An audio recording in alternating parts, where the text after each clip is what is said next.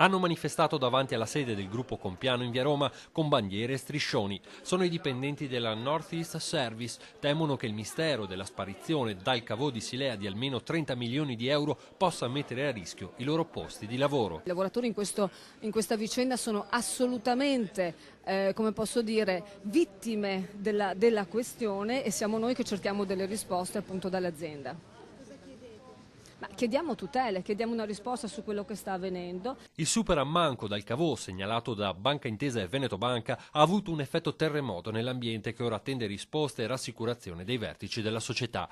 Intanto i dipendenti che aspettano di sapere quando e con che modalità potranno tornare al lavoro non ci stanno ad essere additati come i responsabili di quanto accaduto. Disagi si sono verificati alle poste, per esempio per chi doveva ritirare la pensione con il denaro che non è stato consegnato alle filiali. Ieri in posta entravano i colleghi di altri istituti di vigilanza che dicevano non davano neanche il tempo di entrare, subito alzavano le mani, nel senso che pensavano che fossimo noi della Nordist, dicevano niente soldi, fermi, andate via. E i colleghi ci hanno anche preso le difese perché giustamente sanno che la colpa non è nostra.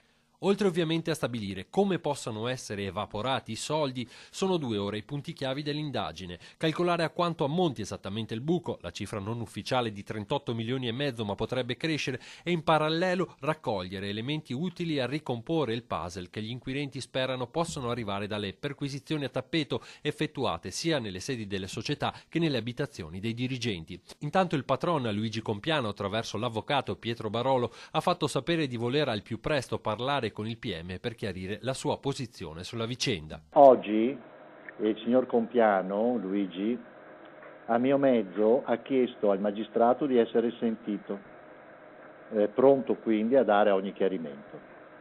Il magistrato ha preso atto e si è riservato di comunicarmi giorno e ora dell'interrogatorio.